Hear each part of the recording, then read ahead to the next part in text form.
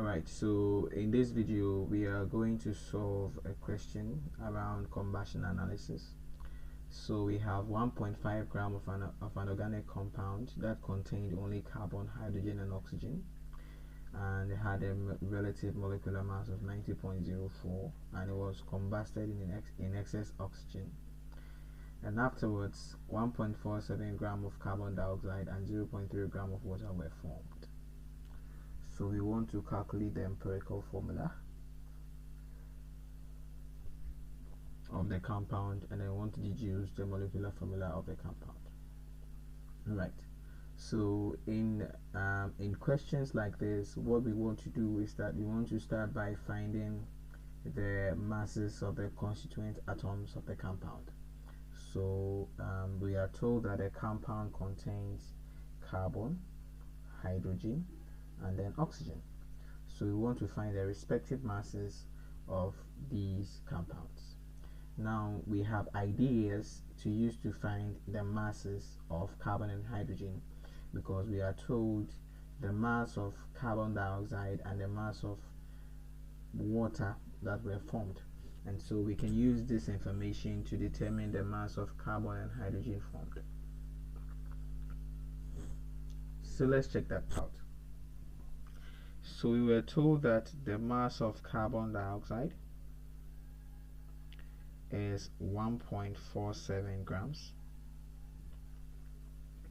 We want to find the mass of carbon in this compound, but we would like to first find the number of moles present in 1.47 gram of carbon dioxide, and then afterwards we can find the number of moles of carbon present.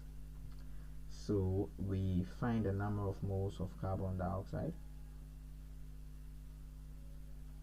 So if you have forgotten, the number of moles is given by the formula mass divided by the molecular mass or the atomic mass, and so in this case it will be 1.47 grams divided by 44 gram per mole. If you are wondering how we got the 44, I think it's quite simple. So relative molecular mass is given by the atomic mass, the sum of the atomic masses of the constituent elements. So it will be the atomic mass of carbon plus the atomic mass, or no, this would be a molecular mass of the oxygen molecule, and that would be 12 gram per mole plus oxygen atom is 62, but the oxygen molecule is 30. Oxygen atom is 16, sorry, but then the oxygen molecule is 32 gram per mole. So the summation of the two gives me 44 gram per mole, right? Does that make sense?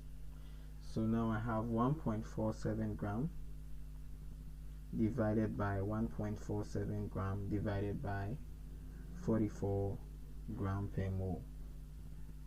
This gives me 0.0334. I might want to make it 0.033 mole,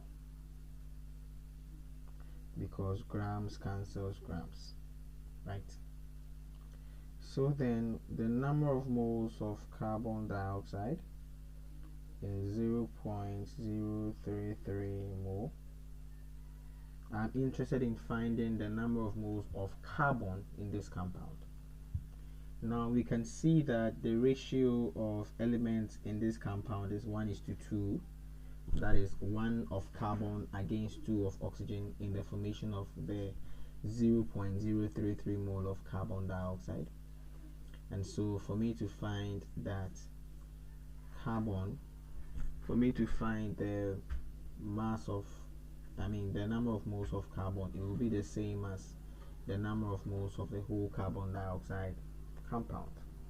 Or we know that carbon dioxide is formed by this equation, which means that the stoichiometric coefficient between carbon dioxide and carbon is 1:1. 1:1. So that means that 1 mole of carbon forms 1 mole of carbon dioxide, and so 0.033 mole of carbon dioxide would contain 0.033 mole of carbon. Makes sense? So I have the number of moles of carbon to be 0.033 mole.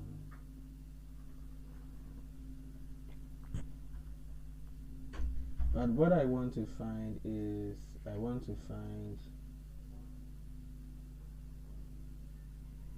the mass of carbon. Now, as I stated here, if number of moles,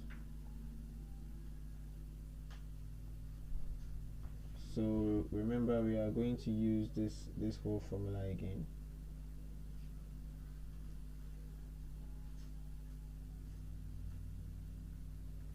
So if number of moles equals mass over molecular mass, then it would imply that mass will be equal to number of moles times molecular mass.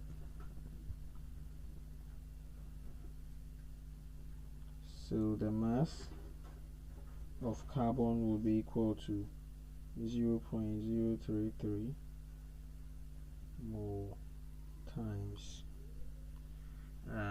this time we are using the atomic mass of carbon, so that should be 12. So 0.033 times 12,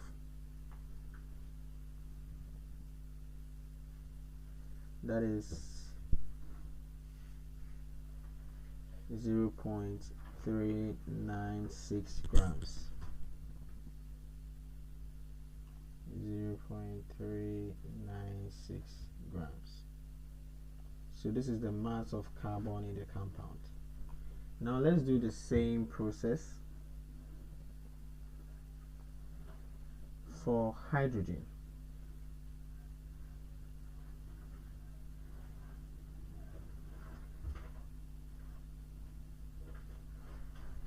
We want to do the same process for hydrogen.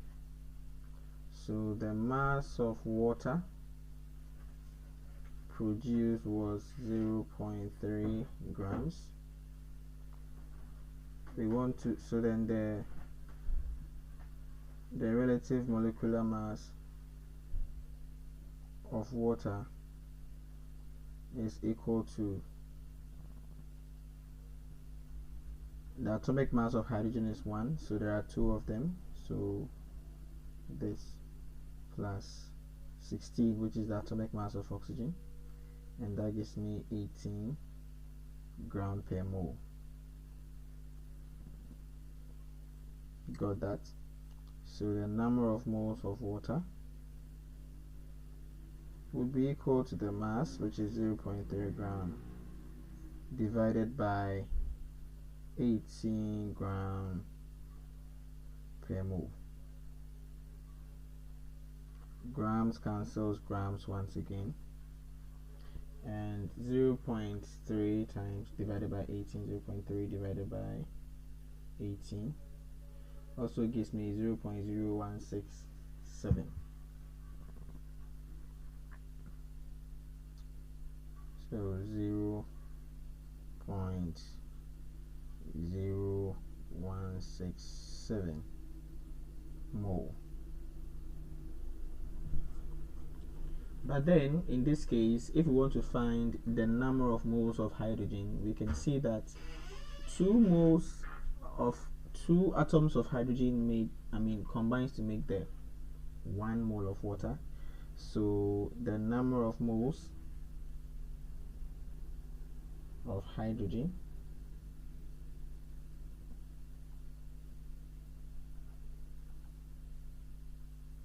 will be equal to 2 times the number of moles of the whole compound.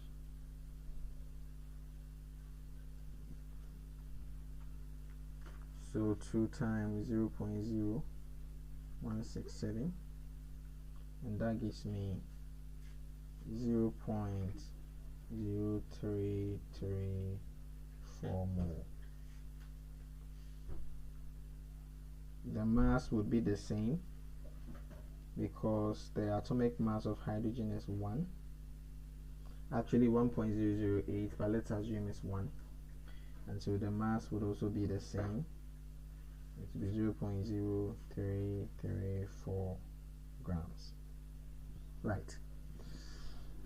So I have the mass of carbon to be 0.396 and the mass of hydrogen to be 0.0334 grams here. So, but then I'm told that the whole compound is 1.5 grams. So this can give me an idea in trying to find the mass of oxygen, right?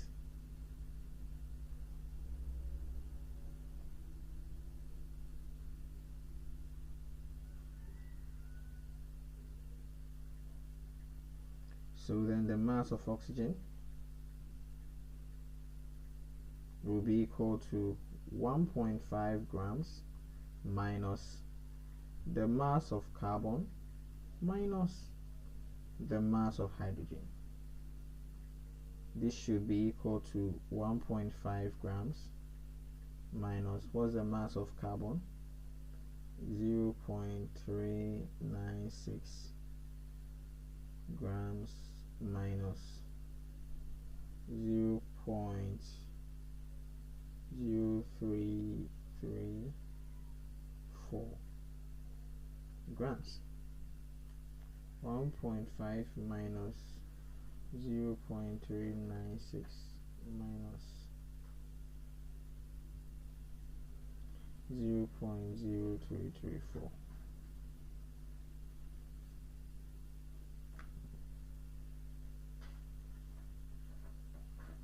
So that gives me 1.071 grams. So that's the mass of oxygen in the compound. So now that we have found their respective masses, what do? Remember, we want to find the empirical formula. So in finding the empirical formula, we need to find first their respective masses, then we find their respective moles, and then we divide by the smallest mole, and then we find the empirical formula. So let's do that. So I have carbon, I have hydrogen, and I have oxygen. I have 0.396 gram of carbon. I have 0.0334 gram of hydrogen, and I have 1.071 gram of oxygen. So I divide this by the atomic mass, which is 12. I divide this by 1, and I divide this by 16. So 0.396 divided by 12. This is 0.033, just as we found earlier. This would also be 0.033, but 1.071 divided by 16 is also 0.066 or 0.067, let me say. So I divide here by 0.033. I'm dividing by the smallest of them, so 0.033, and this also by 0.033. So this gives me 1, this gives me 1, and this gives me about 2, approximately 2, but let me just use a calculator. Next time I think I'll have an app that shows a calculator on your screen so that you see how it's done. 0.067 divided by 0.033, that's like 2.03. We can leave that as 2.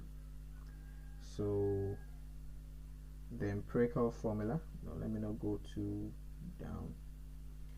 So the empirical formula then is 1 atom of carbon, 1 atom of oxygen, and 2 atoms of oxygen. 1 atom of carbon, 1 atom of hydrogen, and 2 atoms of oxygen. right? Okay, let me write it again. So we have found the empirical formula to be CHO2.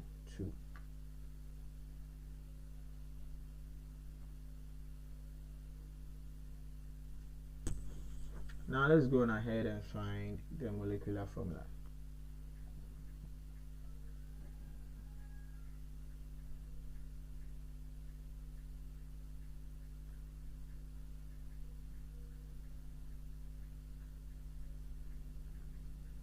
We want to find the molecular formula from the question. We are given some information from the question. We are told that the molecular mass is 90.04.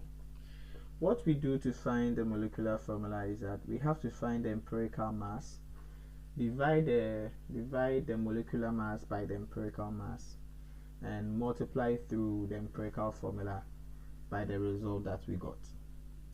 So what's the empirical mass?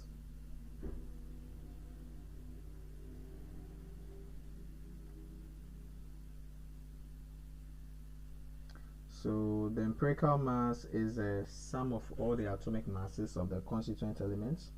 So carbon is 12, plus hydrogen is 1, plus there is 2 of oxygen.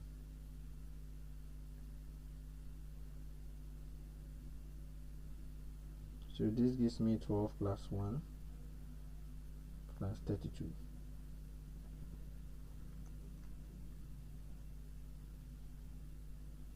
And that's 45.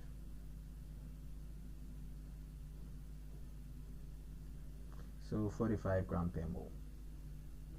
When we use relative molecular mass, we don't actually bring the units, but then this is the molecular mass. I mean the empirical mass, sorry. And so we want a certain factor n, and this factor n is gotten by dividing the molecular mass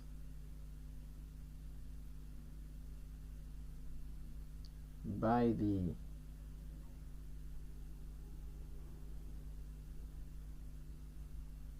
empirical mass, and that gives me 90 over 45, and that gives me 2.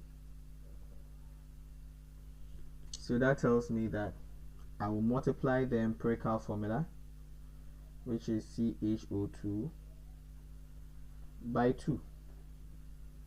I'll multiply all the subscripts here. So this gives me C2H2O4. This is my molecular formula, and ladies and gentlemen, we have this problem solved. Thank you, and see you in the next video.